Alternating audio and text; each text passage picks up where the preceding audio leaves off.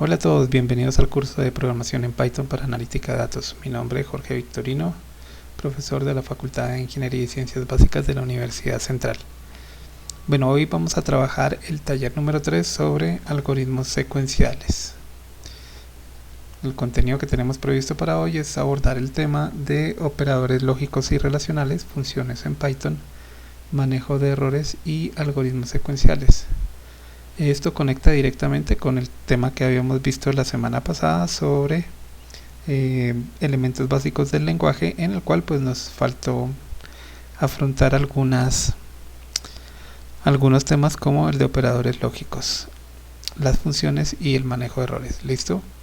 Con esto entonces continuamos con los algoritmos secuenciales, resolviendo algunos ejemplos y dejando algunos ejercicios. Importante en esta parte pues tener un correcto razonamiento lógico, tener muy clara la parte de condiciones y relaciones lógicas para resolver los problemas. Bien, en el curso también pasado vimos que había una clase de tipo de dato que eran los operadores, los tipos de datos booleanos, que son de tipo lógico y que reciben solamente dos valores, verdadero o falso. En algunos lenguajes son considerados también como valores de 1 o 0, donde 1 pues es verdadero y 0 es falso.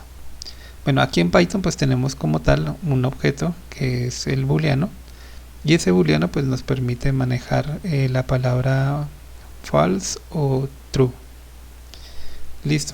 Los operadores lógicos que nosotros podemos utilizar dentro del lenguaje Python son el OR, que representa la unión, en donde pues cuando tenemos una condición A y una condición B, la unión implica que se cumpla cualquiera de las dos condiciones. Entonces, si se cumple cualquiera de las dos condiciones, el resultado es verdadero.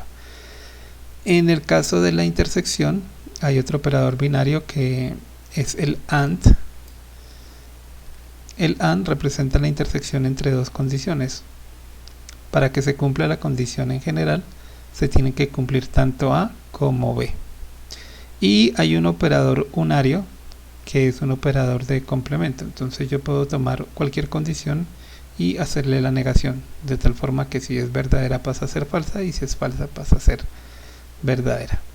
Bueno, aquí en esta tabla de verdad se resume cómo trabajan los diferentes operadores. Entonces vamos a asumir que tenemos una condición A, una condición B, y aquí tenemos las posibles combinaciones, que las dos sean verdaderas, que la primera sea verdadera y la segunda falsa, que la primera sea falsa y la segunda verdadera, y que las dos sean falsas.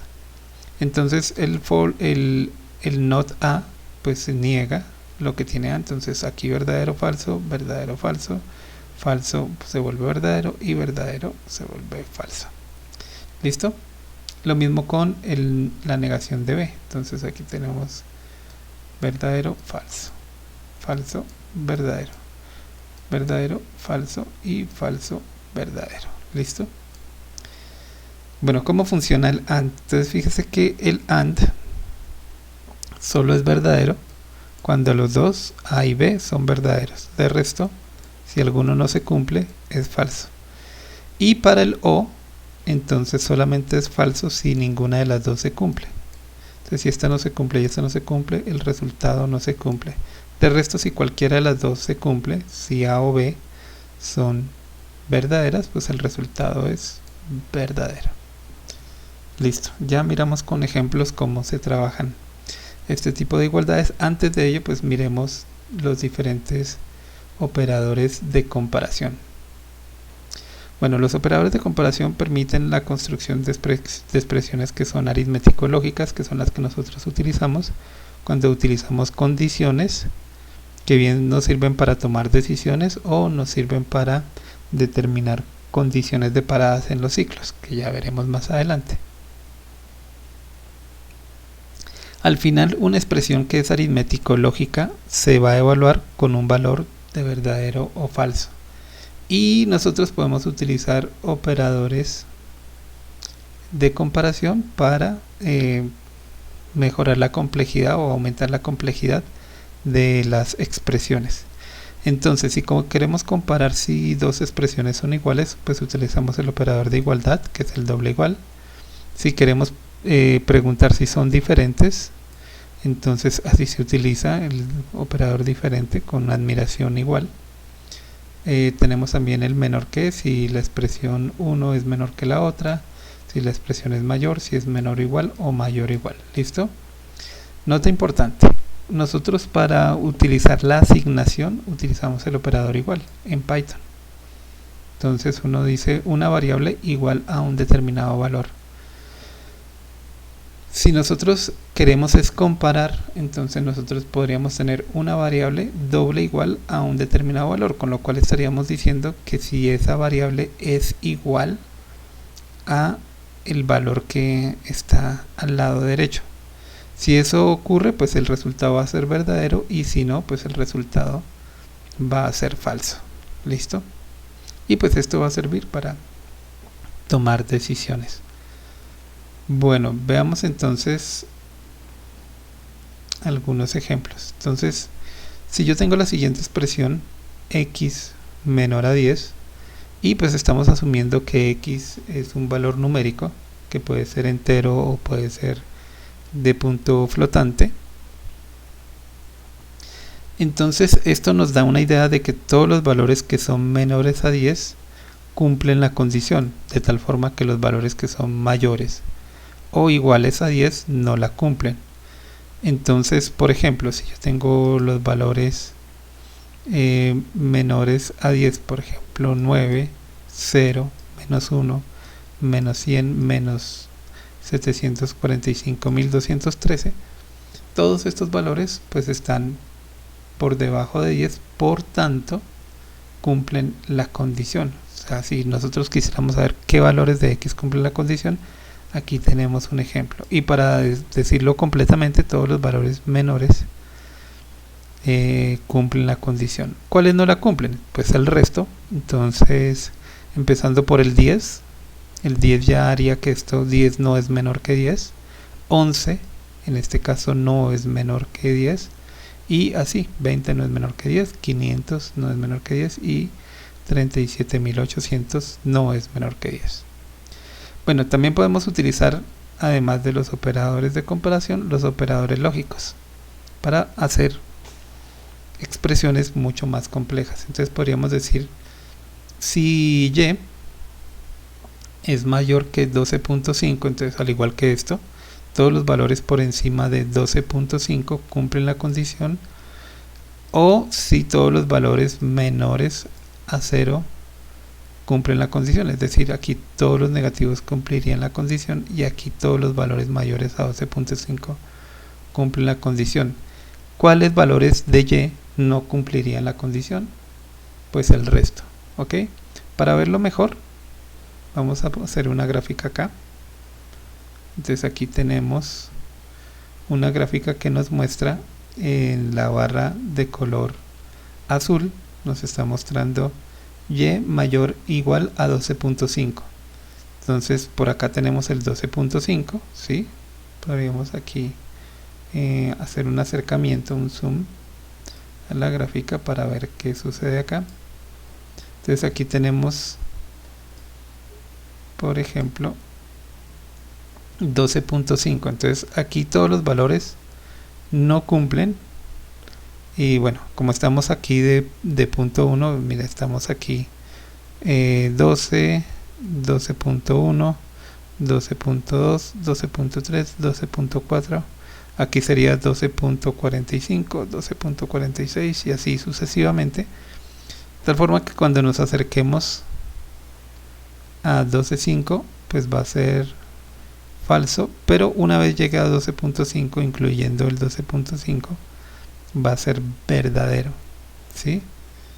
¿Por qué verdadero? Porque pues aquí la condición dice mayor o igual a 12.5, o sea, lo cumple el 12.5 y todos de ahí en adelante. Entonces imaginen, para todos los valores que están ahí adelante, la condición se cumple. Volvamos al tamaño original de la gráfica. Entonces aquí vemos, aquí sería el valor 12.5, lo encontramos acá, 12.5 sería verdadero, y esta base pues sería falso, se vuelve 12.5 a partir de acá.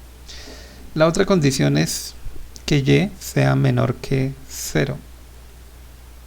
Y menor que 0, entonces aquí tenemos el 0. Entonces todos los valores a la izquierda del 0 cumplen la condición, porque pues la idea es que todos los valores negativos cumplen la condición. Entonces aquí tenemos menos 5, menos 10 y bueno, todos los valores menos 5, 7, 5, 8. Aquí vamos de punto 1 en punto 1, pues no vemos todos, pero pues asumimos que son todos los posibles valores de y. Y en este momento el primer valor que entonces no cumple pues sería el 0.1 o bueno, cualquier valor mayor que 0 o igual a 0, ¿sí? Entonces aquí el primer valor es 0, aquí el primer valor es menos 0.1. entonces desde 0 en adelante todos los valores que son 0 o positivos no cumplen la condición.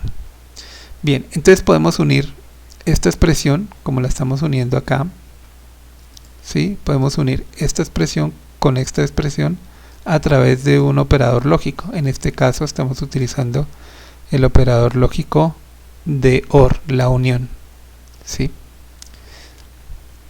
Y el resultado lo vemos en la gráfica de color verde. Entonces activamos la gráfica de color verde y aquí está el resultado. Entonces como es un OR, entonces en esta parte que va desde a la izquierda del 0, como pueden ver, la primera condición, la que tenemos en azul, que es mayor a 12.5, mayor o igual, no la cumple. O sea, en este intervalo la primera condición no cumple y por lo tanto es falso.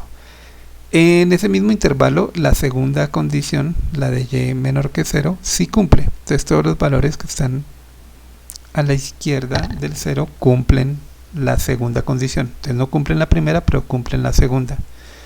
Como estamos uniéndolos con un OR, entonces el resultado es que si se cumple cualquiera de las dos, pues se cumple. Entonces en este sentido, pues se cumple. ¿Listo? En ese intervalo, ¿qué pasa entre 0 y 12.5? Entre 0 incluyendo al 0, pero sin incluir al 12.5, ¿qué está ocurriendo? Entonces ocurre que la segunda condición, que es y menor que 0, pues es falso. Y la primera condición también es falso. Entonces falso o falso nos da falso. ¿Listo? Y el otro intervalo, entonces en este caso 12.5 o mayor, para la primera condición nos da verdadero, para la segunda condición nos da falso. El resultado de hacerlo con un OR es que nos da verdadero. ¿Listo? Entonces el resultado final de la expresión completa, como la ven aquí en color verde, es que son verdaderos hasta el 0. A partir del 0 son falsos, o sea, no cumplen la condición esos valores de y en 12.5 se vuelven de nuevo verdaderos. ¿Listo? O sea, todos los valores que están de 12.5 para arriba cumplen la condición y los valores negativos cumplen la condición, y los valores que están entre 0 y 12.5 no cumplen la condición. Bien, bueno, eso lo podemos ver aquí en esta gráfica. Por ejemplo, ahí lo estamos haciendo con un OR. ¿Qué pasa si lo hacemos con un AND?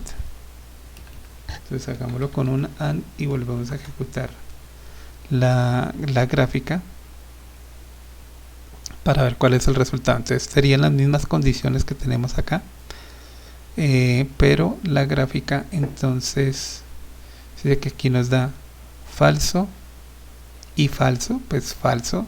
En este lado pues falso, falso, falso. Aquí verdadero y falso, pues nos da falso. O sea, es una contradicción. Para cualquier valor de y siempre nos va a dar negativo. ¿Listo?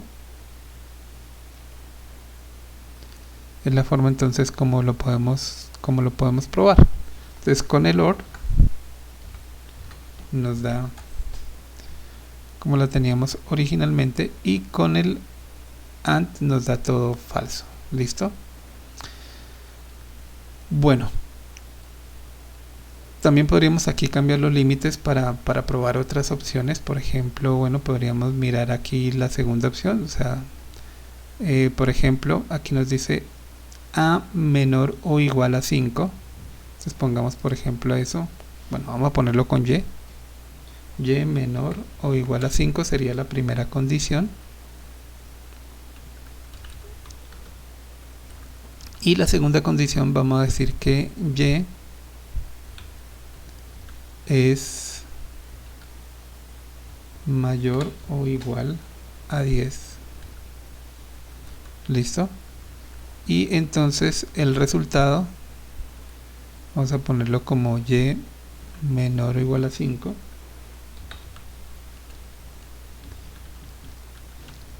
And y mayúscula mayor o igual a 10, y esta condición debe ser una AND. ¿Listo? Miremos lo que sucede. Entonces, la primera es los menores o iguales a 5, la segunda es mayores o iguales a 10 y la tercera es el resultado. Bueno, aquí no le paren bolas a esto, que fue lo que acabamos de cambiar, pero aquí sí tenemos el resultado. Entonces la primera condición, y menor o igual a 5, entonces todos los valores de 5 a la izquierda son verdaderos y a la derecha falsos. Para y mayor o igual a 10, entonces todos los valores a la derecha del 10 van a dar verdaderos y falsos el otro. Si unimos, si hacemos la AND entre este y este, pues nos da todo falso, porque pues en este intervalo que está a la izquierda del 5, este pedazo es falso, la roja. Entre 5 y 10 las dos son falsas, ¿sí? Tanto la roja como la azul. Y en el tercer intervalo, que es de 10 a la derecha, para todos los valores, en la azul es falso. Entonces, como estamos haciendo el AND, pues nos da de esa forma. Si hiciéramos el OR y probamos, pues entonces ya el único pedazo falso sería este de acá. ¿Listo? También podríamos probar, por ejemplo, bueno, decir, por ejemplo, que si y es mayor a 2 y menor que menor que 10. ¿Listo? Entonces aquí colocamos y mayor a 2 y y menor que 10, y pongamos aquí el AND. Entonces, si probamos con esta configuración, entonces la primera condición es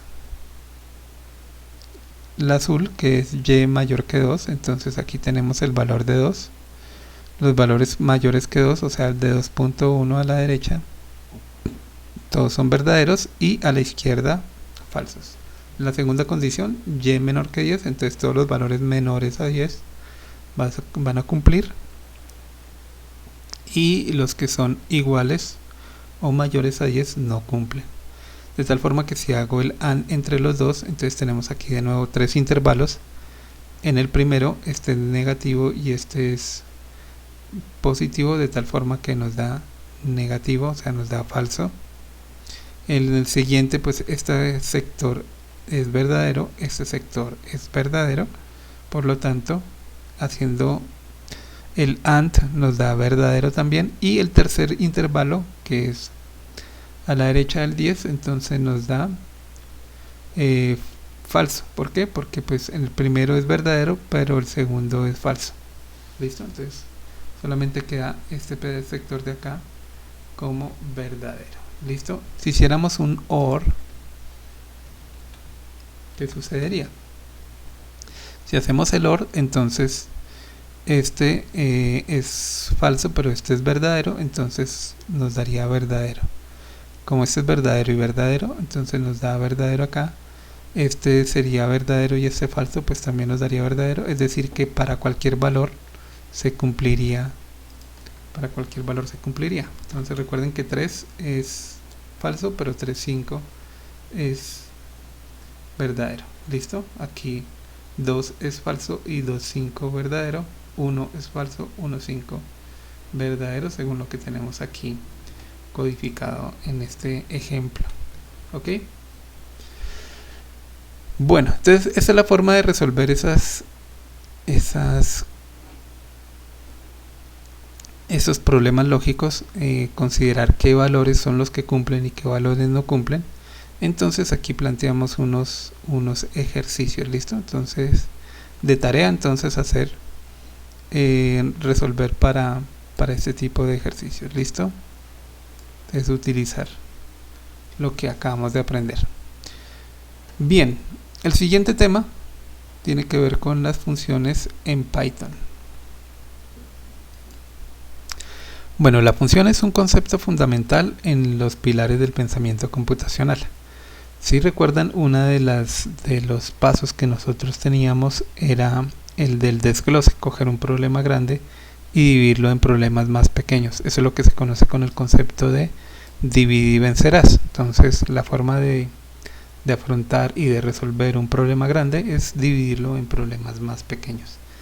La idea es que cada uno de esos problemas más pequeños se conviertan en una función que sea capaz de resolver esos problemas pequeños, y yo voy juntando funciones y esas funciones van a hacer que yo alcance al final el resultado de resolver el problema grande. Entonces la función es un bloque fundamental en la parte de programación.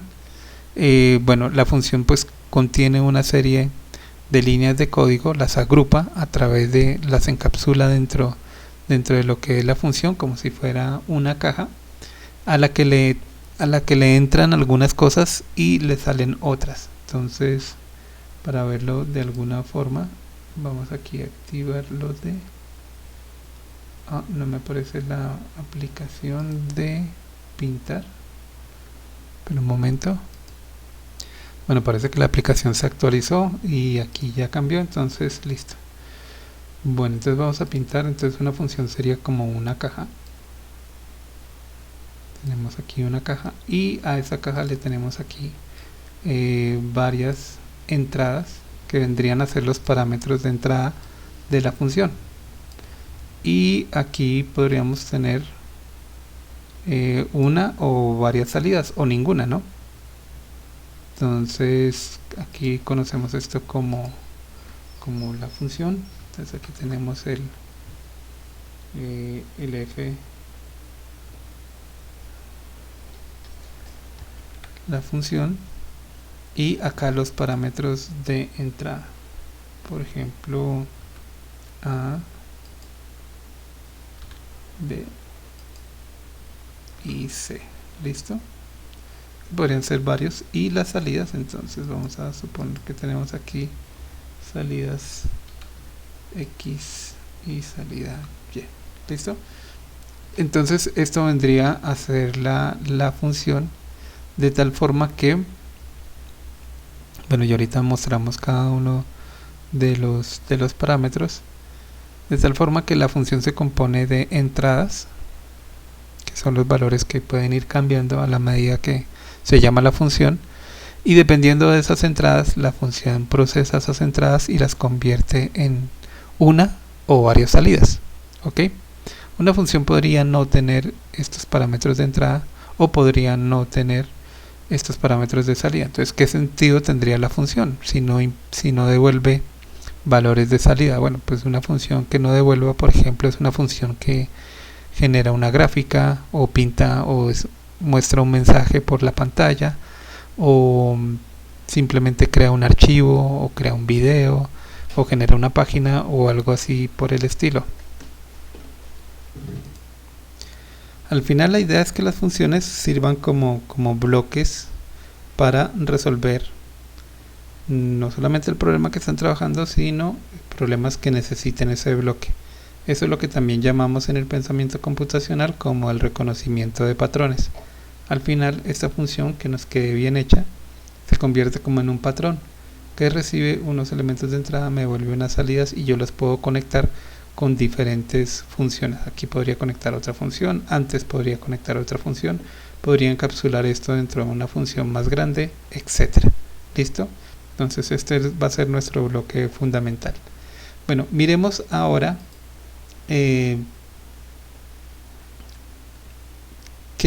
cómo se describe la función. ¿Listo? En Python. Entonces en Python tenemos una palabra reservada que es la palabra def. Tenemos un nombre de función, que el nombre de función pues debe ser un nombre válido, que al igual que las variables pues sigue las mismas reglas, es decir, yo debo empezar por una letra, debo combinar letras y números después de colocar como primera opción una letra, puedo utilizar el underscore, de resto todos los otros operadores o símbolos que tiene uno en los caracteres no se pueden usar, solamente el de raya al piso, y de resto pues yo los puedo combinar como quiera con cualquier tamaño para colocarle el nombre a una función. Tampoco se puede poner espacio. Listo. Luego entre paréntesis, como ven acá, van los parámetros de la función.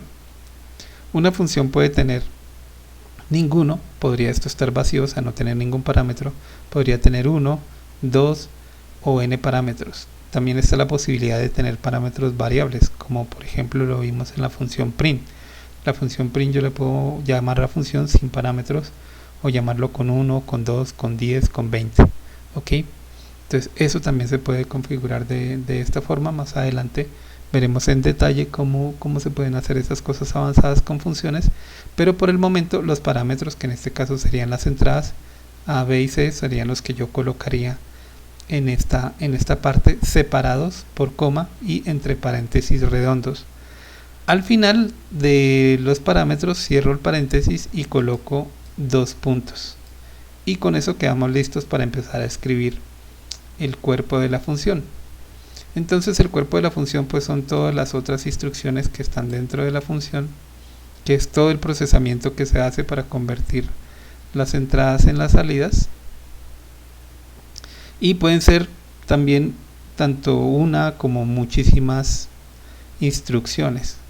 Dentro de estas instrucciones se pueden llamar otras funciones, o incluso uno también puede definir funciones dentro de las funciones. Y otra cosa muy curiosa que uno puede hacer es recursividad, es decir, dentro de la función llamar a la misma función. ¿Ok? Que eso también lo veremos más adelante. Bueno, finalmente está la palabra reservada return, que en return es la palabra clave que se utiliza para devolver los valores. Entonces este x y y se podrían devolver aquí como x, y, ¿sí? También separados por comas si son 1 o más valores de retorno. En la función podría uno no utilizar el return valor, o sea, la función podría no retornar ningún valor, es decir, yo podría quitar esto. ¿Listo? Bueno, y finalmente pues valor pues es cualquier variable o cualquier valor que yo le quiera poner acá para devolver. Entonces la función va a devolver esa. Podría ser por ejemplo una función de falso o verdadero, ¿sí? Entonces podría ser la función que me pregunte si es correcto que un documento tiene tal contenido. Entonces a la final la función va y mira en el documento, busca el contenido, y si lo encuentra retorna verdadero, si no lo encuentra retorna falso.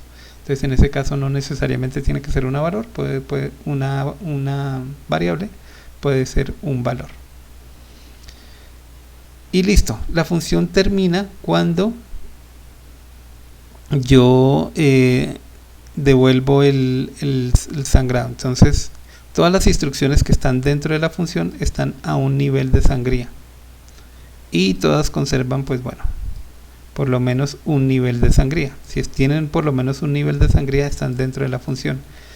Si aquí la siguiente línea ya está sin ese nivel de sangría, o sea está alineado aquí a la izquierda con la función, pues ya esa línea no está por dentro de la función y por lo tanto no hace parte del cuerpo de la función. ¿Listo? La función así como está acá está definida, pero pues aún no se ha llamado. Que uno la defina no quiere decir que se ejecute la función dentro del sistema. Hay que llamarla para que eso se haga efectivo. ¿Listo? Bueno, entonces eso es lo que tenía que explicarles acerca de las funciones por el momento. Ahora veamos un ejemplo. Bueno, vamos a quitar esto. Vamos a suponer entonces que tenemos aquí de nuevo pues una caja y vamos a decir, bueno, tenemos una función que recibe dos valores. Vamos a poner dos valores, ¿sí? Y la función que hace la multiplicación, ¿cierto? Entonces, multiplicación. Entonces esta caja misteriosa hace la multiplicación. Entonces entran dos números y él devuelve un resultado. Entonces aquí pues bueno, los valores podríamos configurarlos como, o sea, como los dos parámetros que ingresan. Entonces aquí podríamos definir, bueno, el primer parámetro va a ser el valor A y el siguiente va a ser el valor B, y el resultado de la multiplicación va a ser el producto de los dos valores, que lo vamos a llamar R, resultado. ¿Listo? Yo puedo ponerle los nombres que yo quiera, incluso pues el nombre de la función. Entonces si este es el caso, pues entonces ya vendría yo a definir la función. Vamos a poner aquí un ejemplo, vamos a abrir aquí una celda de código. Entonces una función que me multiplique dos valores, entonces yo la defino siguiendo los pasos. Entonces lo primero pues es la palabra reservada def, luego el nombre de la función, que la podríamos llamar multiplicar, ¿sí? Luego entre paréntesis defino los elementos, los parámetros que recibe, en este caso A y B. Entonces A, B, dos puntos, y aquí adentro pues está la operación. Entonces aquí yo le digo, por ejemplo, R va a ser igual a A multiplicado por B, y al final yo le digo aquí retorne el resultado R. ¿Listo? Entonces esta operación, que pues es bastante sencilla, es lo que representa esta caja de acá. Entonces aquí están todos los elementos, los parámetros de entrada A y B, el resultado que retorna R, el proceso que se hace, que aquí es muy simple, podría llevar muchísimas líneas, pero en este caso solamente es una, la palabra reservada def, las líneas que están dentro de la función a un nivel de sangría, y listo. Si yo ejecuto esto, le doy a ejecutar, pues ya, no pasa nada. Lo único que se ha hecho es definir la función, pero aún no se ha llamado. Lo que yo tendría que hacer enseguida pues es llamar la función. Entonces yo le digo función, la llamo con multiplicar y le paso dos valores. Entonces aquí le paso por ejemplo el 3 y el 4, y entonces ahora sí ejecuto y él llama la función multiplicar y me devuelve un valor. Este valor que devuelve pues es R, ¿no? Entonces aquí A valía 3, B valía 4, el R vale 3 por 4, 12, y aquí retorno el 12 y aquí me lo imprime, ¿no? Ese es el resultado 12. ¿Listo? Yo podría capturar esto en una variable, que la puedo llamar como yo quiera. Por ejemplo, puedo llamar m igual a multiplicar, y luego le digo aquí print resultado, dos puntos, y le doy acá m. Entonces me dice aquí, bueno, el resultado es 12. Fíjense que aquí utilizamos otra función que ya habíamos utilizado antes, que es la función print. ¿Listo? Al hacer yo esto de acá, yo puedo hacer una librería de funciones en donde pues además de tener entonces la función print, tengo la función multiplicar, que resuelve un problema muy sencillo, que es el problema de multiplicar dos números. ¿Listo? Yo podría entonces decir, bueno, voy a hacer algo parecido con esta función, pero vamos a hacer una función diferente, que una función que se llame def, que se llame media, y también recibe los valores a, b, ¿sí? Dos puntos, y r va a ser igual a hacer a más b dividido 2, entonces me saca la media entre los dos valores. ¿Listo? Y entonces aquí yo le digo return r. ¿Listo? Entonces aquí ahora ya tengo dos funciones, una que se llama multiplicar y otra que se llama media. Yo podría reemplazar este valor de acá de multiplicar y decirle no, media.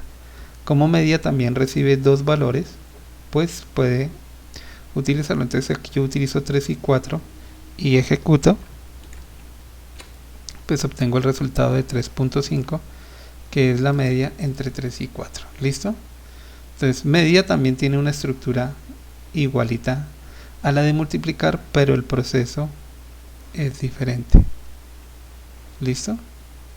Ahora yo podría en media devolver además de la media, devolver otro resultado, por ejemplo la diferencia. Entonces yo digo la diferencia, entonces va a ser igual a, vamos a ponerlo como, vamos a utilizar una función que se llama el valor absoluto, que es una función de Python, de a menos b. ¿Listo? Y entonces aquí yo, además de retornar r, le puedo retornar d. Entonces esta función ahora no devuelve un valor, sino que devuelve dos valores. ¿Listo? Si ejecuto así tal cual como está, entonces este valor m se convierte en dos valores. Entonces cuando mando a imprimir aquí, él me está imprimiendo aquí dos valores, 3.5 que es la media de los valores y 1 que es la diferencia. Por ejemplo, si yo coloco aquí 3 y 14, entonces es decir, la media es 8.5 y la diferencia entre uno y otro son 11. ¿Listo? Y funcionaría igual si yo le coloco 14 y 3. Entonces me da exactamente lo mismo. ¿Listo? Bueno, ese es un ejemplo. Aquí tenemos otro ejemplo de otra función. Entonces fíjense acá, la palabra reservada def, la palabra, bueno, lo que representa el nombre de la función, los parámetros, que en este caso recibe 3 parámetros, se termina cerrando los parámetros con paréntesis curvo y luego con 2 puntos. A partir de ahí viene todo el cuerpo de la función, todos con una sangría de al menos un nivel de sangría. Por ejemplo, este está a 2 niveles de sangría, porque pues dentro del condicional también hay que poner un nivel de sangría, pero todo esto hace parte del cuerpo de la función. ¿Listo? Como acá.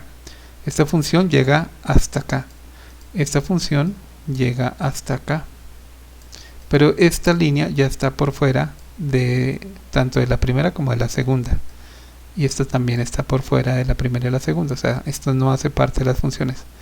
Aquí se define una función, la número 1. Aquí se define la función número 2. Y esta es la primera línea de código que se va a ejecutar, que es llamar a la función media. Y la segunda línea que se va a ejecutar es print. ¿Listo? Aquí pues entonces ya vamos ampliando los recursos del sistema. Más tenemos todas las funciones más una función que se llama media, que me devuelve dos resultados. Bueno, aquí podríamos tener esta función que lo que hace es devolver el mayor entre 3. ¿Listo? Entonces, bueno, si me preguntan cuáles son los parámetros de esta función, A, B y C. ¿Qué devuelve la función? Un valor que se llama C, o bueno, un valor que se llama B, o un valor que se llama, en conclusión, devuelve un solo valor que representa el mayor entre los 3.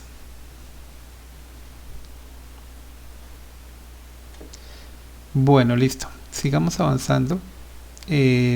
Vamos a hacer ejemplos con funciones más elaborados que este cuando veamos los algoritmos de secuenciales. Bueno, el otro tema que vamos a abordar, ya podemos cerrar esto, es el manejo de errores en Python. Bueno, es importante que nos vayamos habituando y acostumbrando a los mensajes de error que nos aparecen a la hora de codificar nuestros programas. Que nos aparezcan errores no es malo, es en realidad pues es algo bueno, porque cuando los errores los encuentra el sistema, pues le dice a uno cuál es y uno pues lo corrige y se arregla el problema. Un problema grave es cuando uno comete errores en la lógica de programación y pues el programa Python, el compilador, no se da cuenta, el interpretador de Python no detecta ese error y por tanto nuestro programa se ejecuta con ese error, de tal forma que no nos damos cuenta hasta que vemos que no está funcionando, que no están dando resultados coherentes o resultados esperados.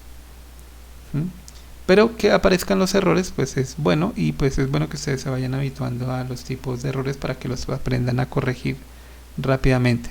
Errores en programación ocurren todo el tiempo.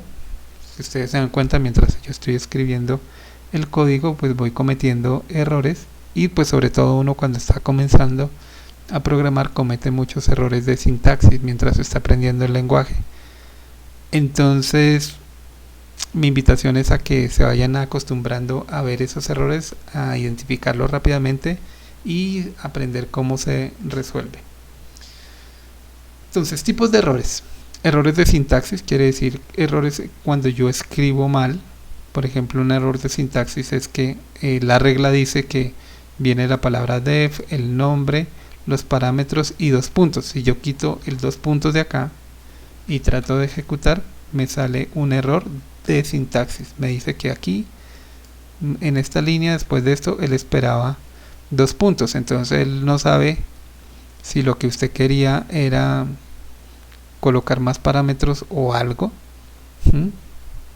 o hacer alguna otra definición, pero usted empezó con las líneas acá y no le puso 2 puntos. Entonces él espera que usted cumpla la regla y continúe como debe ser. ¿Listo?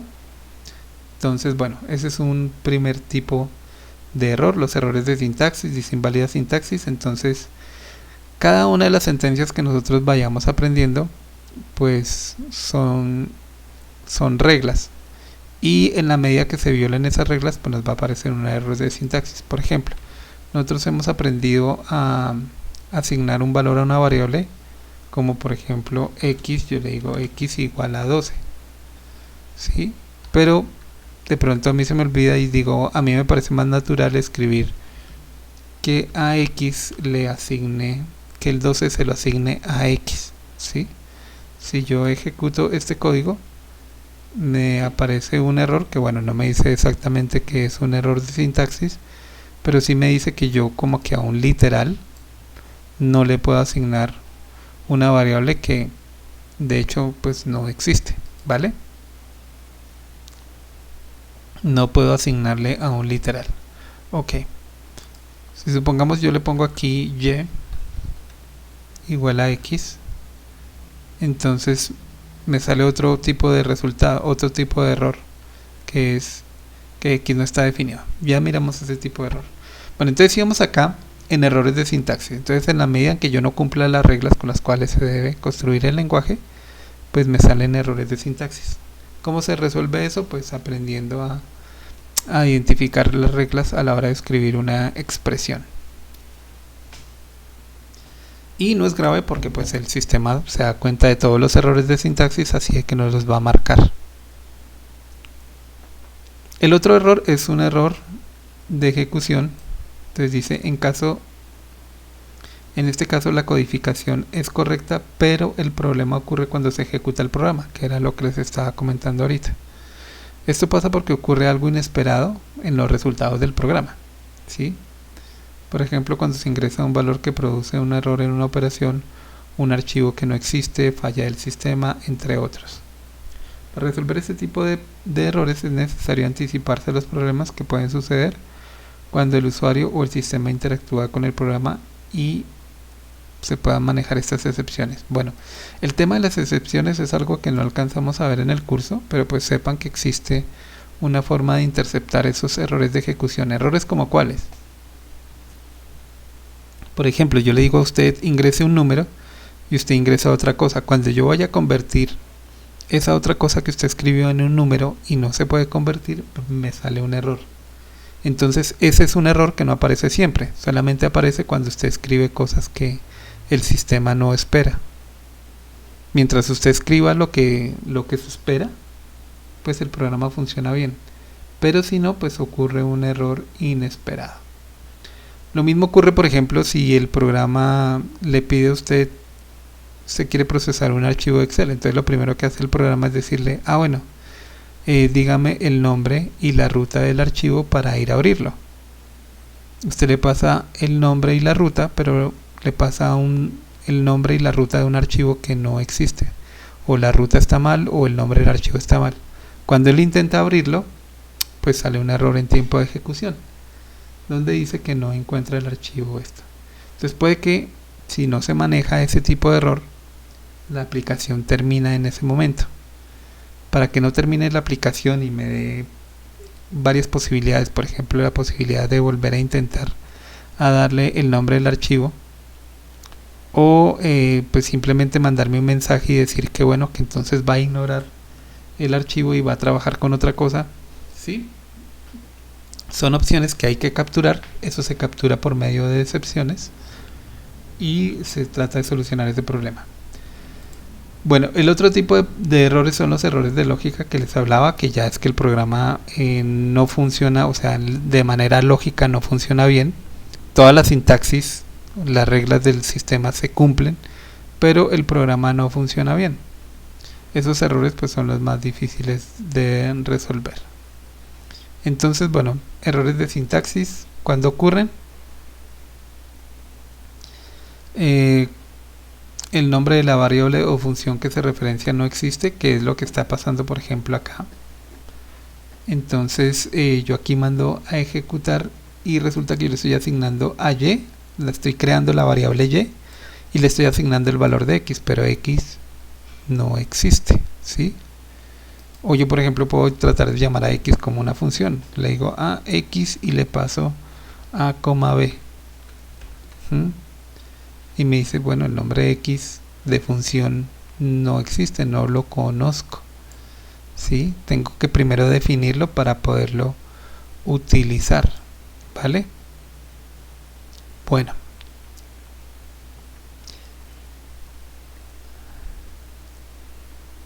entonces ese es un error que aparece y identifiquen entonces cuando dice nombre de x no definido. Esto es válido tanto para variables como para funciones, para nombres de variables como nombres de funciones. Si no existe fue porque yo de pronto lo escribí mal, ¿no? Yo aquí por ejemplo defino x igual a 5 y le digo que y es igual a x por 2. Bueno, por 2. Ejecuto y me dice el nombre de x no existe, pero yo le digo, pero si yo se lo pasé acá, porque me dice que no existe. Porque es que es x mayúscula, usted escribió mal el nombre. Si usted le pone x mayúscula, entonces funciona todo bien. ¿Listo?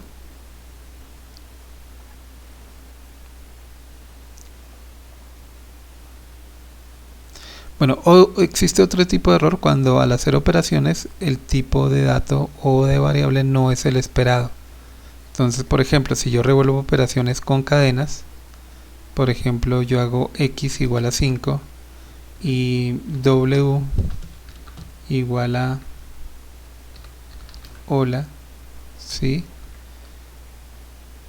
Y yo le digo aquí, bueno, vamos a hacer que y es igual a w dividido x mayúscula para que no me salga el error.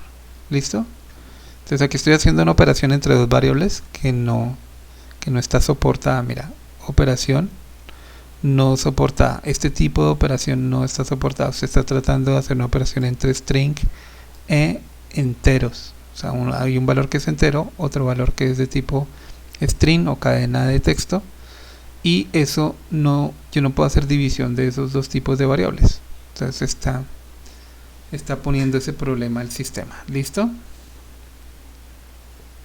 Bueno, un error que es la división por cero. Siempre que yo divido por cero, pues me sale un error. Entonces aquí yo le digo divido por 0.0, ejecuto y bueno, igual no puedo dividir esta cosa por, entonces vamos a tratar de dividir el x. Entonces me sale error, división por 0. ¿Listo?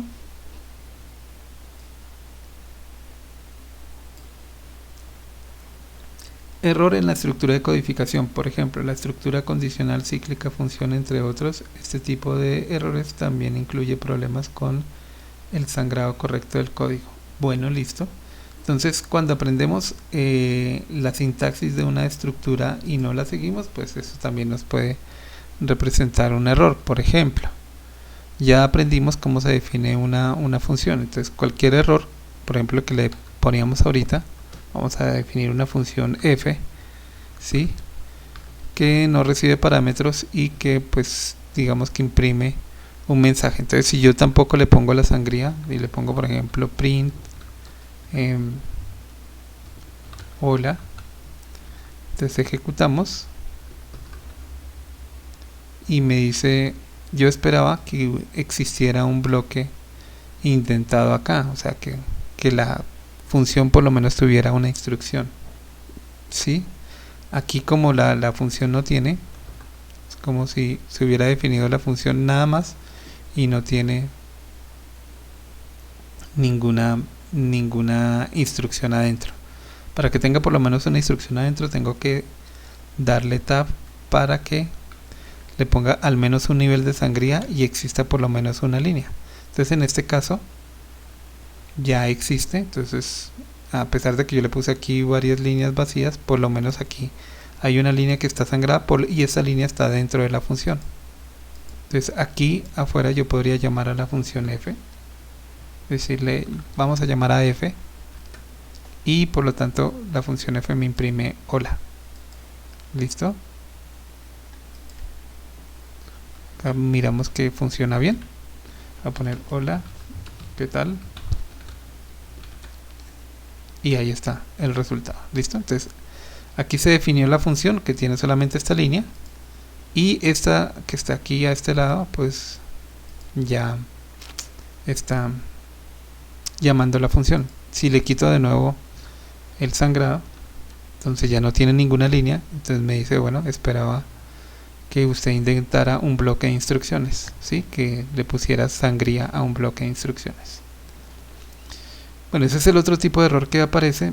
Dice, bueno, llamado incorrecto de la función. Bueno, porque le faltan parámetros o porque algunos especificados no existen. Por ejemplo, acá. Entonces ya definimos la función. Ahora voy a llamar a la función f. Entonces voy a llamar la función f y le paso el valor de x, ¿sí? Y le voy a pasar el valor de w. ¿Listo? Y entonces ejecuto. Bueno, resolvamos el problema de la función para que funcione bien. Entonces, listo, ahí tengo definida la función de manera correcta. Ahora la voy a llamar. La función no recibe parámetros, pero le voy a pasar dos. Le voy a pasar dos parámetros. Ejecuto y me sale un error que dice que f toma 0 argumentos lo mismo que parámetros posicionales, recibe 0, pero 2 fueron dados. Entonces yo le acabo de pasar 2 y ese es el error. Entonces, algunos errores, por ejemplo, en este caso, pues me los interpreta bien. Por ejemplo, media recibe dos parámetros, a y b. Entonces yo podría aquí llamar media y decirle, bueno, voy a llamarla sin parámetros. Entonces la ejecuto y me dice, bueno, media esperaba dos parámetros que son requeridos, a y b, y usted no los pasó. Bueno, ¿qué pasa si yo le pongo solamente uno? Vamos a pasarle aquí x. Entonces me dice, bueno, ahora se espera un parámetro requerido y posicional que se llama B y usted no lo pasó. Ok, bueno, vamos a pasarle entonces ahora W como segundo parámetro. Y ya me salió un error ya dentro de la función, aquí en la línea número 5. Entonces dice error aquí en la línea número 5. ¿Cuál es el error? Él va a hacer esta operación que es la media entre A y B. Pero resulta que A y B, este es un error de ejecución porque A y B, una es un string y la otra es un entero. Entonces hallar el valor medio entre esas dos pues no es posible, es una operación que no es válida, entonces ahí me sale el error de ejecución. La función está bien, sino que al llamarla con estos valores es el problema. ¿Listo? Esos son los tipos de errores entonces que hasta el momento manejamos. En la medida que nosotros vayamos viendo pues más temas como los condicionales, los ciclos, los arreglos, pues vamos a empezar a identificar otros tipos de errores. ¿Ok? Entonces tenemos que en los errores también nos aparece una expresión que nos dice el tipo de error. Entonces hay value error, name error, syntax error, type error, zero division error, OS error, bueno, y muchos más. Entonces miremos cuál es el que nos salió en este momento.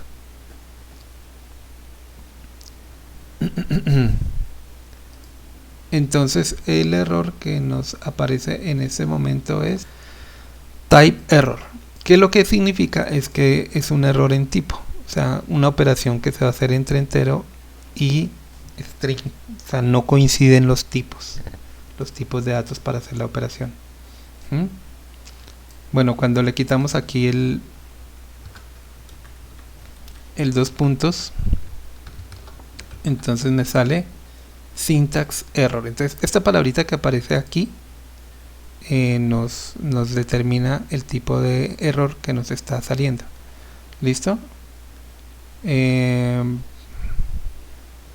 Entonces, bueno, la idea es que estemos atentos a estos tipos de errores que nos aparecen. Entonces dice aquí value error, error al convertir un valor de cadena a numérico, bueno, hay que corregir eso. Name error, cuando el nombre de la variable no existe o yo lo escribí mal. Syntax error, cuando no cumplo las reglas. Error de tipo, cuando se hace operaciones con tipos que no son compatibles. División por cero, error, entonces ya saben cuándo ocurre. OS error, por ejemplo, cuando se especifica un archivo y no existe. Index error, este index es cuando veamos, por ejemplo, listas. Las listas se acceden con un índice. Y pues si yo tengo 100 elementos a la lista y yo trato de acceder al elemento número 200, pues como no existe, pues me sale un error de índice. Y esos son los tipos de errores que nosotros podemos manejar en Python. Bueno, listo. Entonces aquí un ejercicio, escriba algunas líneas de código, así como estábamos haciendo arriba, para que nos aparezcan cada uno de estos errores, bueno, a excepción de los dos últimos. ¿Listo? Errores comunes, como vimos, un error muy común que les va a pasar mucho es que no escriban bien el nombre de la función. Entonces les va a salir muchas veces error en el nombre, name error. ¿Sí? Se equivocaron a la hora de escribir el nombre de una función, que se corrige pues corrigiéndolo ahí donde le dice el sistema 1 que está mal. Olvidar poner dos puntos, entonces al final de una función yo tengo que poner dos puntos, al final de un condicional, al final de un ciclo yo tengo que poner dos puntos, y si no los coloco, pues bueno, el sistema me va a decir. Hacer mal sangrado del código, revolver espacios y tabuladores. Bueno, ese es otro tipo de problema. Resulta que si yo defino aquí una función def, por ejemplo f, ¿sí?, que imprime un mensaje print, esto imprime un mensaje, ¿sí?, y no hace nada más. Entonces cuando yo llame aquí f, pues me imprime ese mensaje cuando lo ejecute. Me dice aquí un mensaje. Si yo por ejemplo voy a imprimir un segundo mensaje, print, y le digo aquí mensaje 2 y ejecuto, pues todo va bien. Entonces un mensaje 2, listo. Si yo aquí cometo algún error de sangrado, por ejemplo aquí tenemos que la función está aquí en el primer nivel, en un segundo nivel están las instrucciones que están dentro de la función, y si yo le quito aquí por ejemplo y le pongo en vez de tabulador 2 espacios, esta línea que está acá está entre lo que está dentro y lo que está afuera, entonces el sistema no sabe si es que la función terminó, qué fue lo que ocurrió ahí. ¿Listo? Entonces cuando yo ejecuto me dice error, no encuentra el nivel de, no puede emparejar con algún nivel de indentación esta línea que está acá, la línea número 4. Ok, y bueno, también ocurre si yo por ejemplo aquí le doy tab y le doy 2 espacios más, entonces error inesperado de indentado, ¿sí? Entonces bueno, pues hay que tener simplemente cuidado, hay que dejarlos bien alineados para que esto funcione bien. Listo, ese es el otro error común que aparece. Trabajar con los mismos nombres de variables de otro bloque de código que ya tienen un valor asignado. Bueno, entonces eso también hay que tener cuidado. Por ejemplo, aquí yo estoy utilizando f como una función, pero yo puedo decirle aquí, antes de llamar a la función f, decirle f igual a 5. Entonces cuando ejecuto, pues me sale un error. ¿Dónde? En la línea número 6. ¿Qué dice el error en la línea número 6? Dice el objeto entero no se puede llamar como si fuera una función.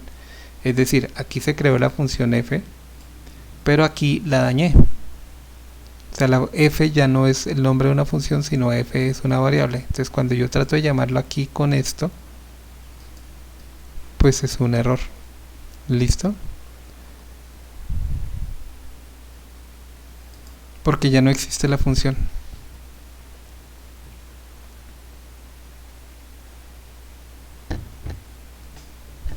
Bueno,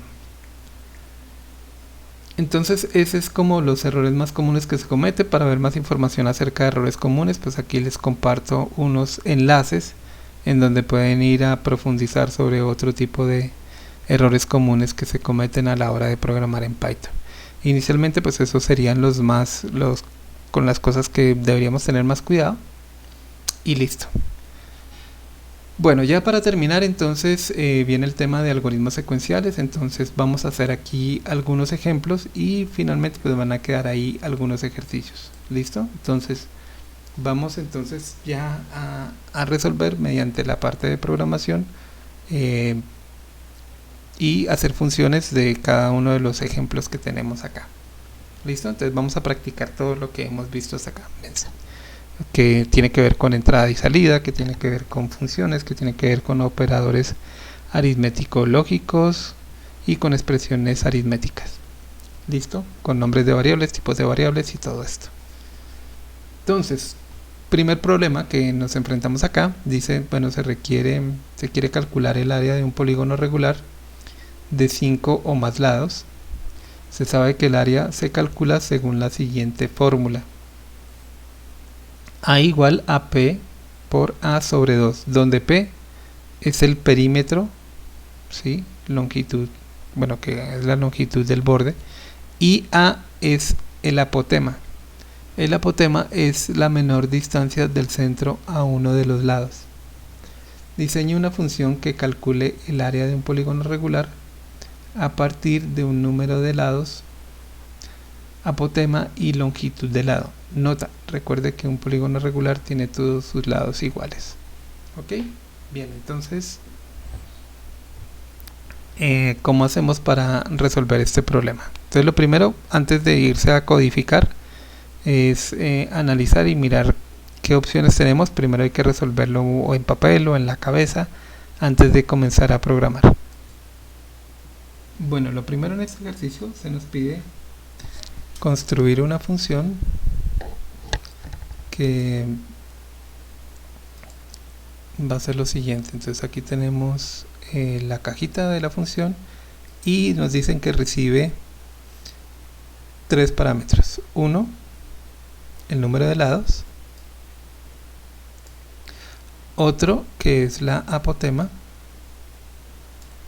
Y otro, que es la longitud del lado.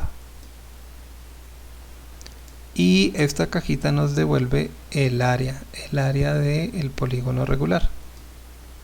Listo. Entonces, bueno, según lo que tenemos acá, entonces él nos devuelve aquí el área, le ingresa el número de lados, vamos a llamarlo n, es decir, el número de lados. El apotema vamos a llamarlo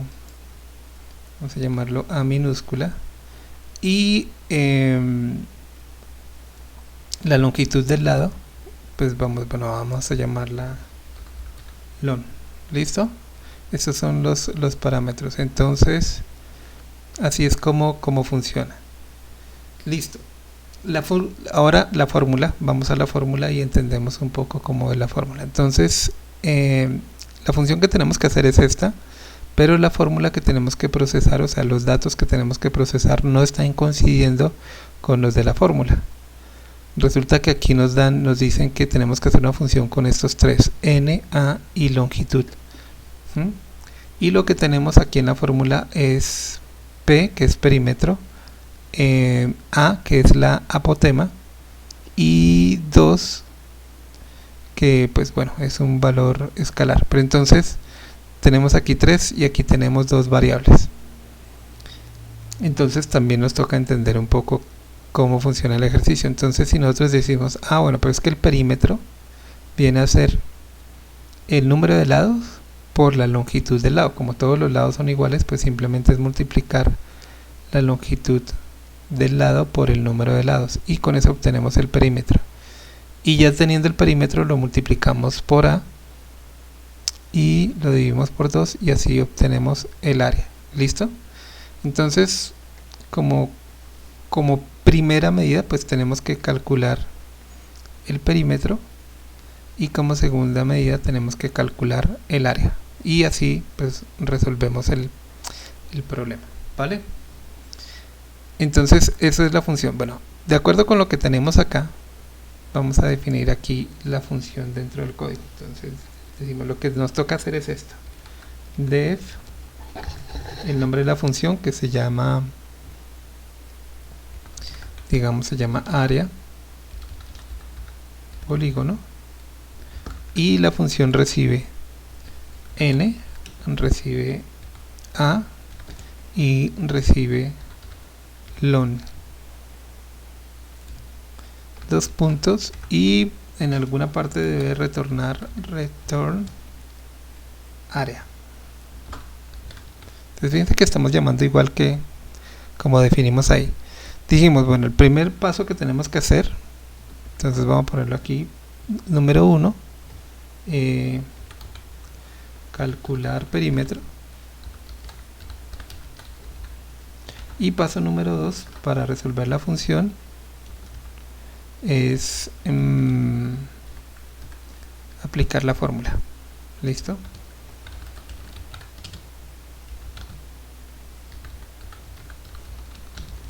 De área. Listo. Y con eso se resolvería el problema. Y aquí ya podría, en la línea 6, llamar a la función con unos parámetros. Bien, entonces lo primero, calcular el perímetro. Entonces podríamos hacer una función, una operación, vamos a llamar perímetro P con P mayúscula, y decimos que el perímetro es la multiplicación de n, que es el que se recibe aquí por parámetro, este n, por la longitud. Entonces por la longitud del lado. ¿Listo? Y ese es el que tenemos como perímetro. Entonces, bueno, pues el primer paso ya se resolvió, muy sencillo, que era hacer esa multiplicación. El segundo paso que vamos a resolver es el paso de aplicar la fórmula. Entonces definimos una variable que se llame área, que es la que estamos retornando acá, y le decimos que esa área va a ser igual a lo que tenemos aquí en la fórmula. Entonces abrimos paréntesis, el perímetro, que lo llamamos P, por el apotema, que es la que se recibe aquí como parámetro, dividido 2.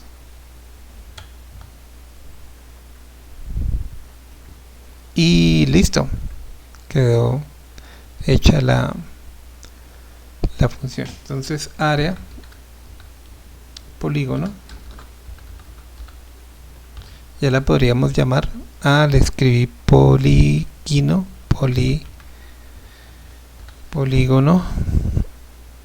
Entonces fíjense que, bueno, puede ser muy normal que uno se equivoque a la hora de escribir. Entonces un error que puede aparecer muy seguido, pues es el error de nombre. Bueno, entonces ya podríamos llamarlo. Entonces supongamos que tenemos un polígono regular de 6 lados, o sea un hexágono, en donde la apotema mide, por ejemplo, 2.68 y donde la longitud del lado es 3.1. ¿Listo? Entonces esto me devuelve un valor que es el área, ¿cierto? Entonces esta área yo la podría recoger en una variable que se llama A. Fíjense que este A que estoy colocando acá es muy diferente al A que está dentro de la función. O sea, aquí dentro de la función se maneja una que es una variable que se recibe aquí como parámetro, que en este caso va a ser 2.68. Aquí este A representa el área y es lo que yo quiero mostrar. Entonces aquí yo le digo print,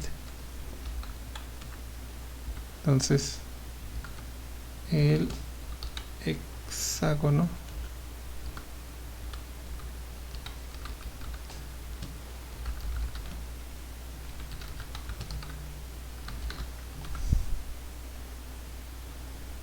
decimos que el hexágono tiene un área de A. ¿Listo? Bueno, entonces ahí podemos ejecutar y ya debería funcionar. Y me dice que el hexágono tiene un área de 24.92. Bueno, para poderlo probar bien, tendríamos que entonces tener valores de prueba. O sea, es decir, yo que si tengo un apotema de 2.68 y una longitud de lado de 3.1, pues entonces de esa forma es que calculo el área de un polígono regular de 6 lados. ¿Ok?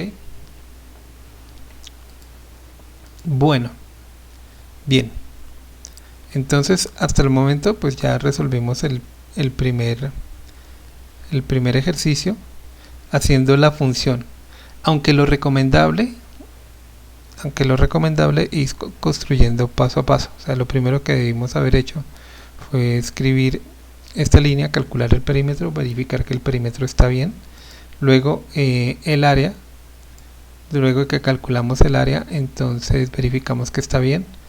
Si ya lo tenemos bien, entonces lo convertimos a una función y luego ahí sí llamamos la función. Pero bueno, como este ejemplo era muy sencillo, pues no hubo necesidad de hacer tanto énfasis en esa parte.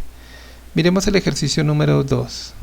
Entonces vamos a abrir una celda de código para escribir el ejercicio número 2. Entonces miremos qué dice el ejercicio número 2. Dice, bueno, se requiere calcular la fuerza de atracción de gravedad entre dos cuerpos. Los cuerpos están ubicados en un espacio 3D definido en metros. De la siguiente forma, el cuerpo 1 en el punto 0.45, 23.4, menos 101.5 y el cuerpo 2 en esta otra posición. Las masas de los cuerpos son cuerpo 1, 1.5 toneladas, cuerpo 2, 4.2 toneladas. Buscando la fórmula tenemos que esta es la fórmula donde G es la constante de gravitación universal. Listo, entonces aquí tenemos otro problema similar al anterior. Fíjense que en el anterior, al igual que en este, pues tenemos unos datos fijos. Aquí está la posición fija de del primer cuerpo y la posición fija del segundo cuerpo. Pero aquí, por ejemplo, en esta función que nosotros hicimos, pues se vale cualquier tipo de polígono. O sea, podríamos colocar aquí en vez de 6, 10, un polígono de 10 lados o un polígono de 5 o lo que yo quisiera. También aquí podríamos definir una apotema y aquí también podríamos definir la longitud del lado, la que nosotros quisiéramos. ¿Listo? Aunque bueno, hay que tener cuidado porque tiene que haber una correspondencia entre este y este para que estemos hablando del área del polígono regular. Bueno, en este caso pues entonces tenemos que calcular esa fórmula de gravedad. Entonces de nuevo analizamos qué es lo que necesitamos hacer. Entonces nos piden calcular la fuerza de atracción de gravitación, que es F. Al final tenemos que calcular este F y nos dan unos datos. Entonces si los datos coinciden con la fórmula, pues ya está hecho, solamente es una línea en donde yo hago la fórmula. Pero si no, pues entonces toca de pronto hacer algo más. Entonces miremos, aquí nos dan la posición del cuerpo 1, la posición del cuerpo 2, las masas M1 y M2, y tenemos que calcular con eso. Entonces la constante de gravitación, pues nos dan el valor, que es este. Tenemos la masa 1, la masa 2, y acá tenemos distancia al cuadrado. Pero nosotros no tenemos la distancia, sino tenemos la ubicación de los puntos. Entonces nos toca calcular la distancia de este punto a este punto. Entonces ese se convierte pues en el primer problema que hay que resolver. Bueno, vamos a escribirlo acá justo debajo de este, encima de este, debajo del texto. Entonces, lo primero que tenemos que hacer, fase 1, es calcular la distancia. Ok. Luego, número 2, bueno, una vez calculemos la distancia, pues aplicar la fórmula. Entonces queda muy parecido al anterior ejercicio. Fórmula de la fuerza de gravedad. ¿Listo? Eso es. Entonces, bueno, calcular la fórmula. Entonces tenemos aquí 3 valores, aquí otros 3 valores. Entonces tenemos que definir, tenemos que poder aterrizar eso en variables. ¿Sí? La idea es que nos funcione para cualquier tipo de valores, o sea, la ubicación del cuerpo en cualquier posición. Entonces, bueno, también tenemos que determinar cuáles son las entradas y las salidas. Entonces las entradas acá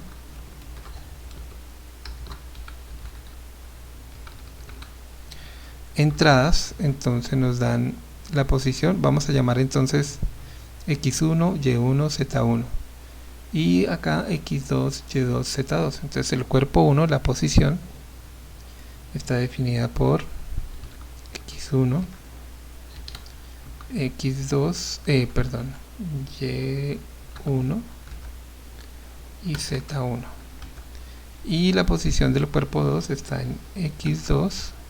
Ustedes le pueden poner el nombre que ustedes quieran, y2, z2.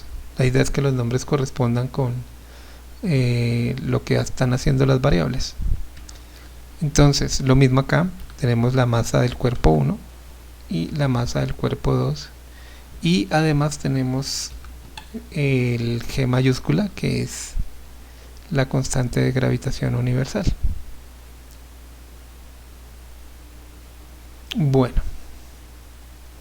otra cosa que hay que tener en cuenta a la hora de aplicar estas fórmulas matemáticas son las unidades. Entonces la masa, pues esto pues está siempre pues en un mismo sistema, que es el sistema internacional, donde la masa se mide en kilogramos, la distancia se mide en metros. Entonces es importante saber que el espacio está, estas posiciones están definidas en metros en el espacio, y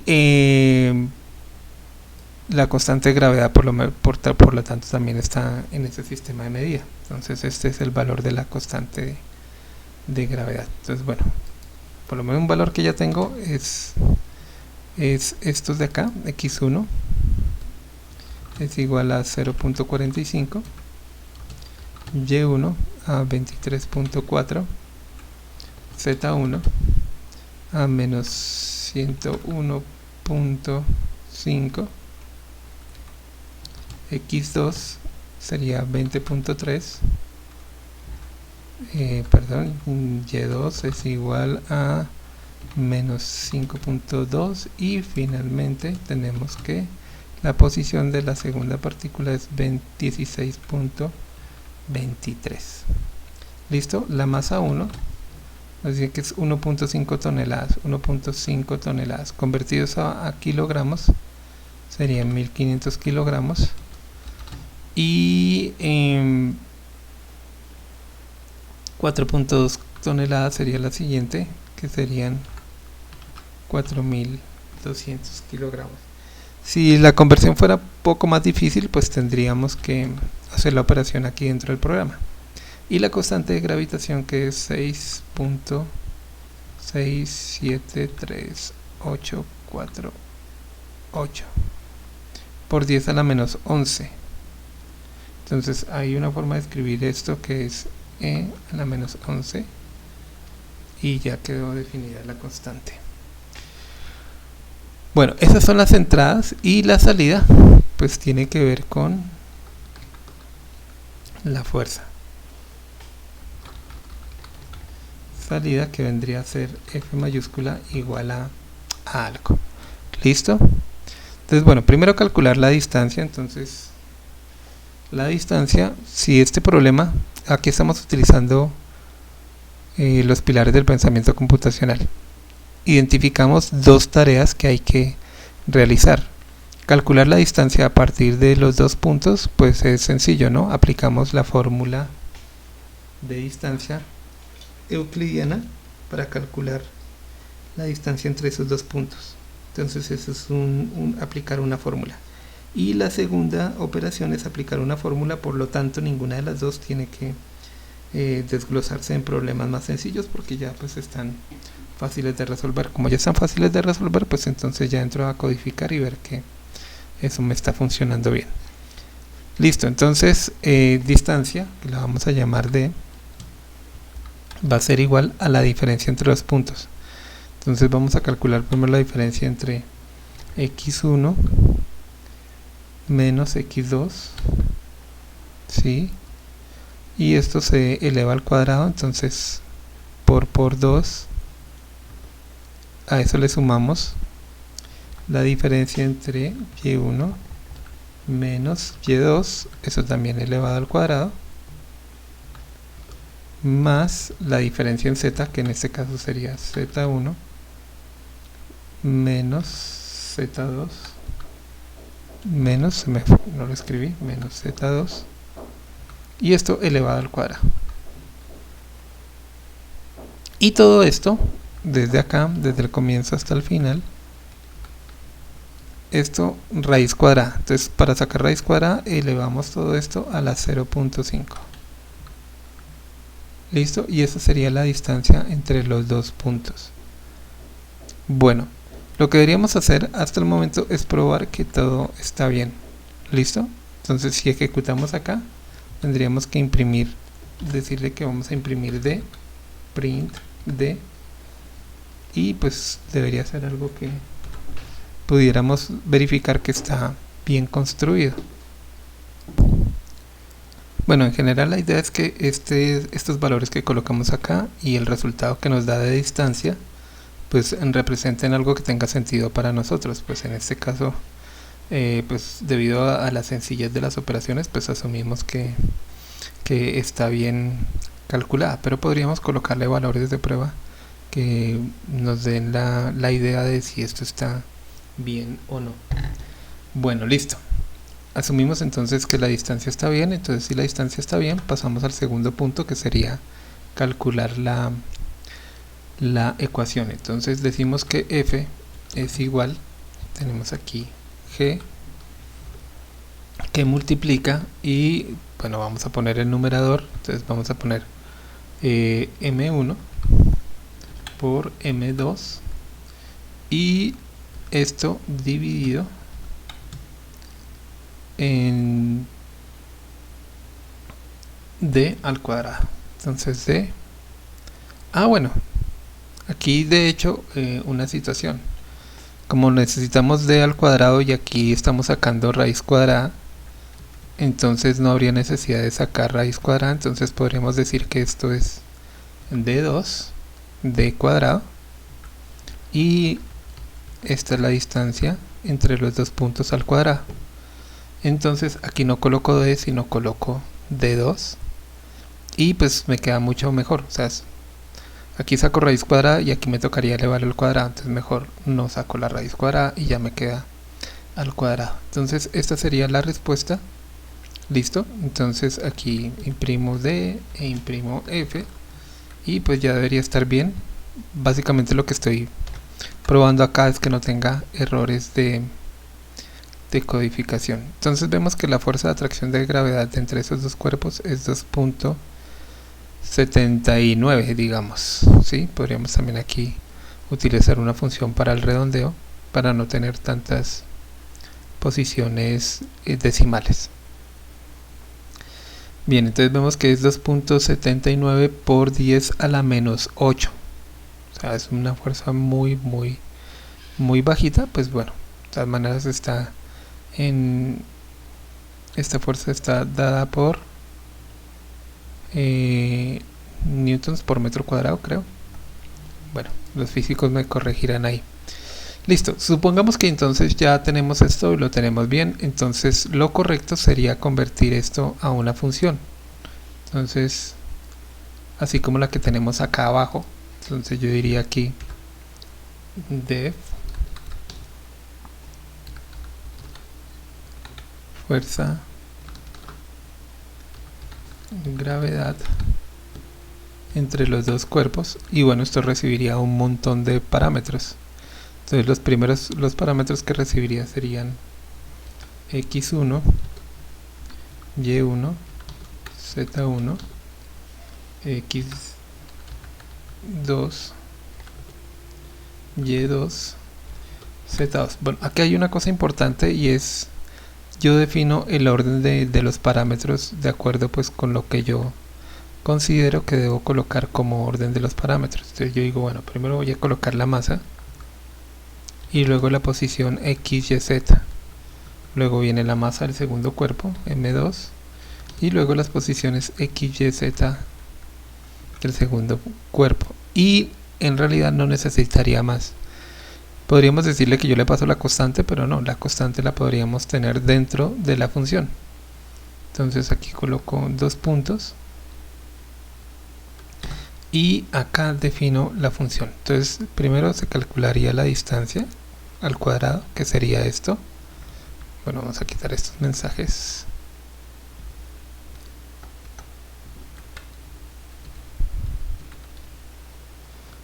Y luego calculo la fuerza, pero para calcular la fuerza recuerden que necesitamos la constante puede ir dentro de la función. Listo, aquí tenemos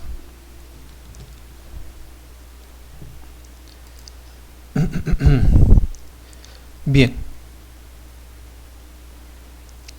y aquí en la salida podríamos decirle que return f. Listo, de tal forma que podemos decirle acá que nos calcule nos calcule la fuerza de gravedad. Entonces aquí yo le digo print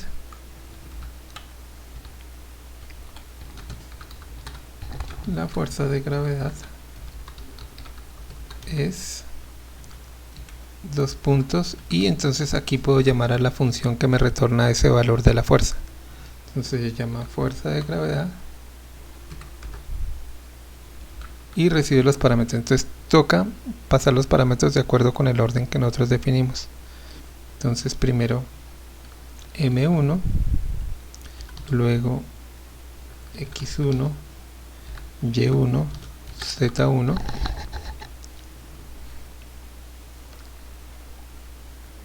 luego M2, X2, Y2, Z2 y listo. Esto ya debería funcionar. El valor que nos debería dar es lo mismo, 2.789 por 10 a la menos 8. Y aquí está el resultado. Bueno, al igual que la fórmula que tenemos acá, pues la estamos calculando para valores fijos. Sin embargo, yo puedo definir aquí variables y decir, por ejemplo, num, y decirle aquí input. Bueno, y lo convertimos a entero, int input. Y aquí ponemos un mensaje, ingrese el número de lados del polígono regular. Entonces ingrese el número de lados del polígono. Y ese num que lo convertimos a entero se lo pasamos acá. Entonces le decimos, vamos a calcular aquí con num. Aquí en vez de colocar 2.68 le decimos que ingrese el apotema. Apotema igual a, este podría ser de tipo float, float input. Y le decimos acá, ingrese el valor de la apotema. Y finalmente también podemos enviarle la longitud del lado. Longitud igual, este también sería de tipo float, float abre input, abre, y le digo acá ingrese la longitud del lado. Ok, y ya quedan definidos los parámetros de manera interactiva por el usuario y podemos calcular el área del polígono regular de cualquier polígono. Entonces le decimos aquí num, luego viene aquí apotema y luego viene aquí longitud, que antes le teníamos valores fijos, que es lo que se llama quemar el código, pero en este caso pues estamos diciéndole al usuario que nos ingrese los valores, de tal forma que si le damos lo mismo pues nos debería dar el mismo valor. Entonces si aquí le decimos correr, entonces dice ingrese el número de lados del polígono 6, ingrese el valor de la apotema. Bueno, el valor que teníamos de la apotema era 2.68 y el valor de longitud del lado que era 3.1, y el resultado pues bueno nos da 24.92 que era lo que nos estaba dando antes. Aquí también podríamos hacer lo mismo para recibir la masa 1, x1, y1, z1, m2, x2, y2, z2, pues bueno, aunque es un poquito más engorroso que este ejercicio, pero convertirlo a que el usuario ingrese los valores sería lo último que hacemos. Siempre es muy conveniente antes de programar escribirle unos valores fijos y probar con esos valores fijos en los que uno sabe que debería funcionar, y luego sí permite que el usuario pueda ingresar los valores para que esta función nos funcione con cualquier, por ejemplo, par de partículas, par de cuerpos que necesitamos calcular su gravedad. Bien, bueno, este ejercicio también es muy parecido. Entonces aquí tenemos que el ejercicio número 3 se requiere hallar el área y el volumen de una esfera que tiene como radio 0.3 metros. Bueno, buscando las fórmulas en internet nos da este valor de acá. Entonces, bueno, con ese valor de ahí, pues entonces tenemos que calcular. Entonces rápidamente podemos resolver Aquí, por ejemplo, las fórmulas, haciendo el análisis del ejercicio, solo dependen del radio. Entonces lo que uno ingresaría sería el radio, y con el radio se calculan tanto A como B. Y no tenemos ningún elemento así extraño para tener que calcular. Entonces podríamos empezar a definir todos los elementos. Entonces, definiendo cuáles son las variables, podríamos decir, bueno, una variable es pi, que es igual a 3.141592, supongamos. Vamos a necesitar un R, que va a ser el radio. Entonces podemos ponerle R, y este R inicialmente podrían ser 0.3 metros, 0.3 metros. Y bueno, pues tenemos que especificar el área. Entonces el área sería igual a 4 multiplicado por pi multiplicado por r al cuadrado. Entonces aquí tenemos r al cuadrado. Bueno, aquí hay que asegurarse de que esto independiente de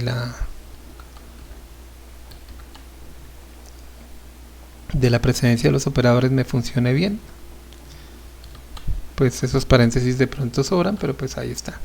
Y aquí es 4/3 de pi r a la 3, que lo podríamos colocar de dos formas. Una forma sería colocar aquí 4 dividido 3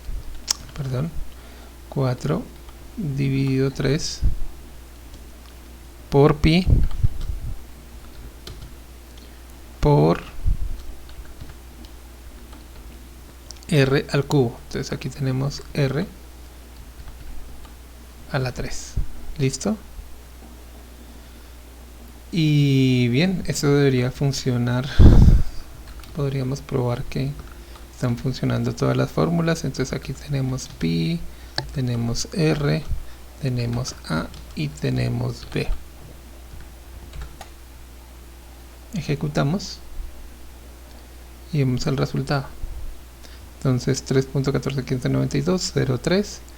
El área sería 1.13 y el volumen sería 0.114, más o menos 113. Listo, entonces bueno, pues suponemos que está bien. El volumen también lo podría escribir yo como B igual a el área multiplicado por R y dividido por 3. Listo, entonces esta parte de acá, 4pi y r cuadrado, o sea 4pi y dos de estos r's ya están en el área. Entonces sería el área multiplicada por el r que le hace falta y dividido por 3, que era lo que le hace falta. ¿Sí? Eso nos daría otro b, que debería ser igual al que tenemos calculado. Entonces si miramos acá y ejecutamos, pues efectivamente nos dio lo mismo, reutilizando el valor del área que teníamos antes. Bueno, entonces ¿qué nos queda? Pues volver esto una función. Entonces podríamos colocarla en cualquier parte de entonces es el área y el volumen de la esfera, ¿sí? El área de la superficie y el volumen. Bueno, colocamos aquí esfera, medidas. Entonces, ¿qué recibe? Recibe el radio solamente. Entonces recibe R y pues devuelve las otras. Entonces, bueno, pi se define dentro de la función.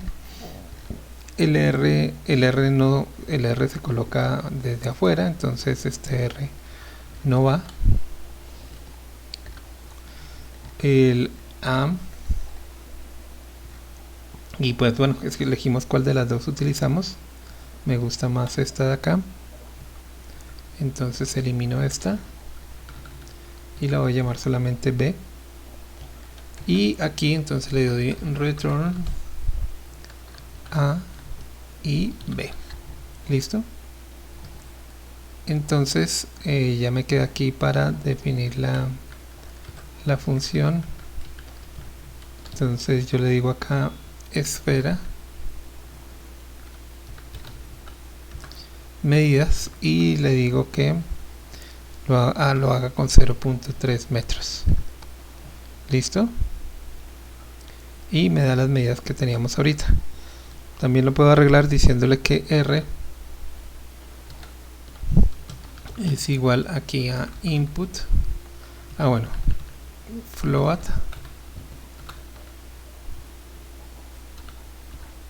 input, y le ponemos el mensaje.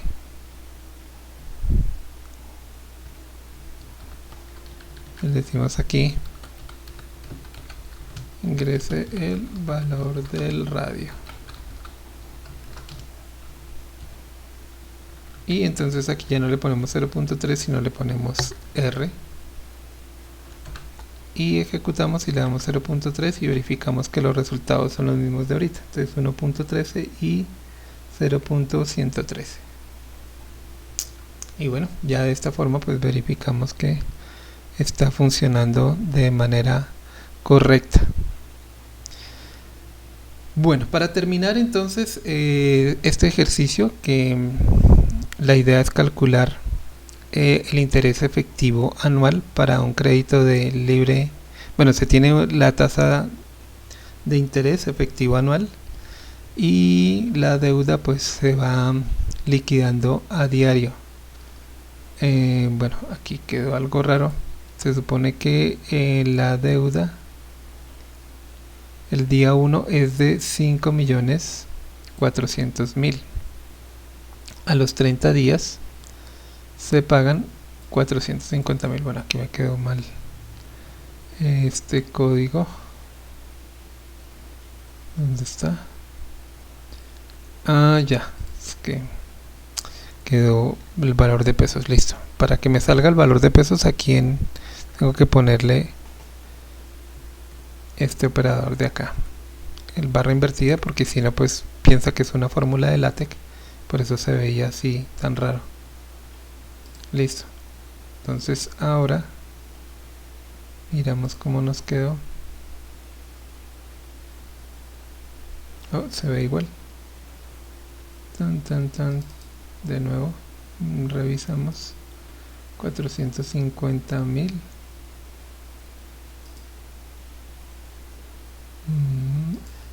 Bueno, la otra sería poner los números aquí entre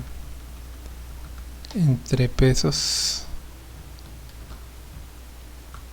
para que no me salga el texto así mal. Aquí colocamos en pesos y listo. Ahora, bueno, por lo menos ahora sí ya se ve bien los valores. Listo, entonces aquí vamos a crear una celda de código para empezar a hacer las funciones. Entonces def, tenemos que hacer una función que me calcula, bueno, en realidad no es una función, sino pues viene a ser el programa que nos calcula. Entonces el capital, ¿sí?, o el monto, vamos a ponerle monto, es igual a 5.400.000. 1, 2, 3. El número de días es igual días que han pasado desde el primer día 30. El pago fue de 450.000. 1, 2, 3. Y pues bueno, hay que calcular por un lado.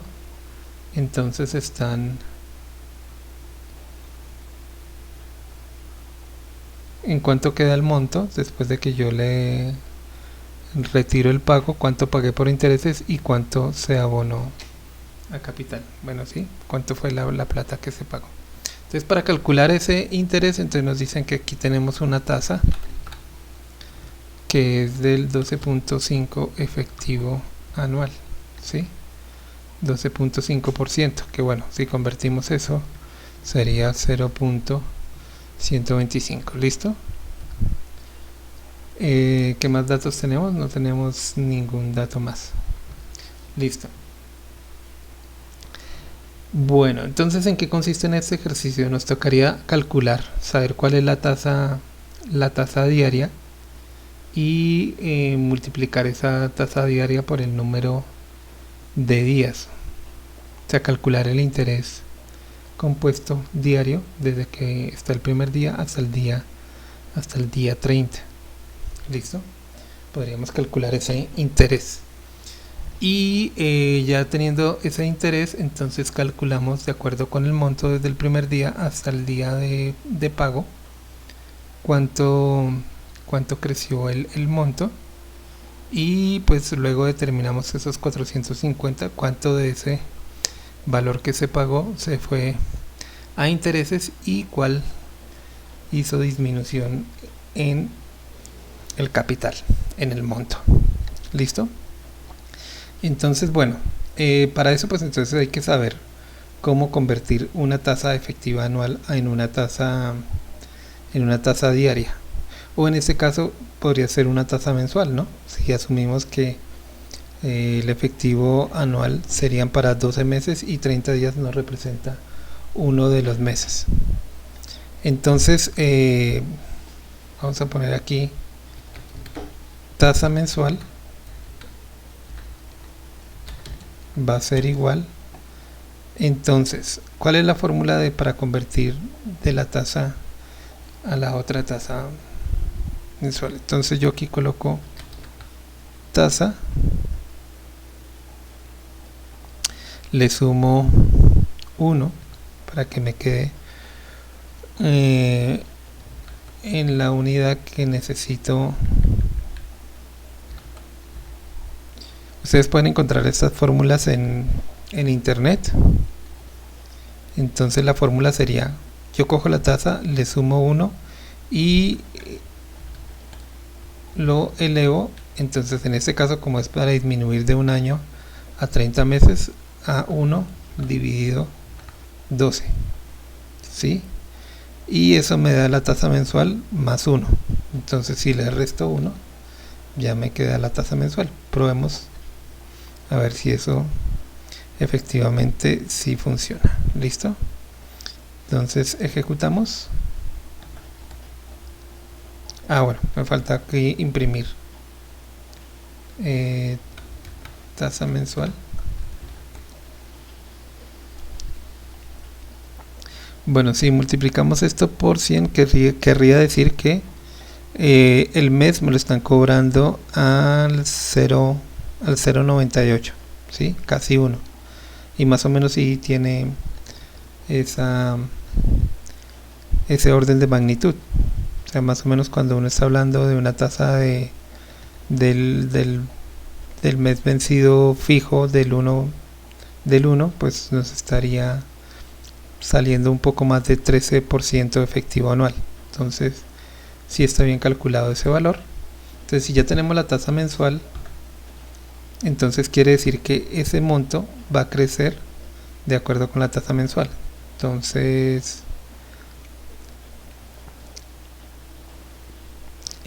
¿cómo llamamos a eso? Llamemos intereses.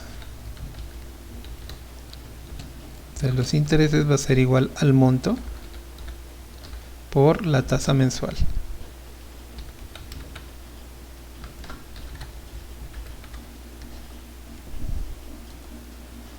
Y entonces aquí vamos a imprimir intereses. Perdón. Bueno, esto ya no lo necesitamos. Y bueno, listo. Entonces de 5.400.000 nos cobra por los 30 días 53.263 pesos. Eso es lo que nos cobra. Entonces el monto final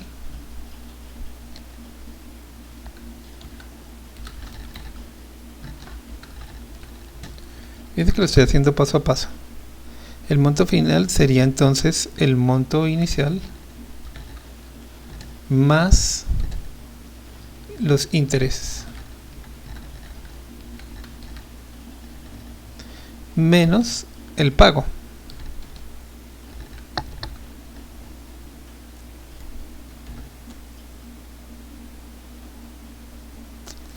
Y entonces miramos cuánto quedó ese monto final. Entonces yo pagué 450.000 y la deuda quedó en 5.003.263 pesos. ¿Listo? Con lo cual quiere decir que cuánto terminé pagando a capital. Entonces abono capital pues vendrá a ser igual, bueno, aquí ya podemos borrar estos intereses, monto final. El abono a capital vendría a ser el monto menos el monto final.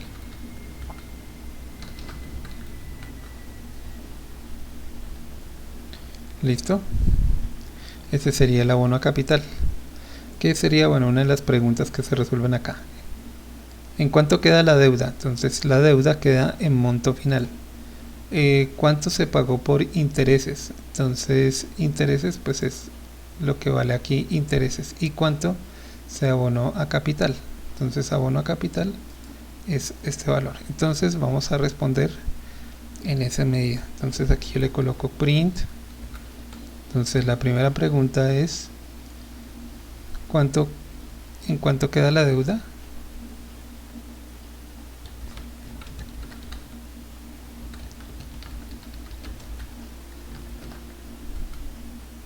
Y entonces aquí viene, vamos a decir aquí monto final. La segunda pregunta es, bueno,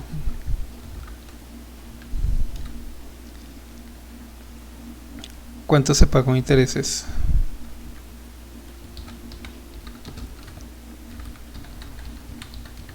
Ese valor está en la variable de intereses.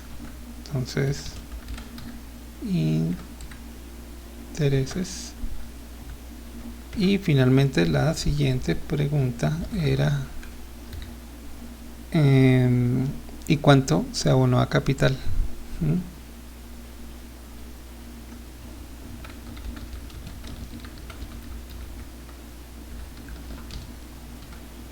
Entonces el abono a capital es abono capital. ¿Listo? Bueno, para que me queden bien alineaditos, entonces voy a hacer que queden aquí en la misma línea. Listo, y ejecutamos. Bueno, de nuevo, como les dije, hay una función que nos sirve para redondear. Entonces aquí le digo round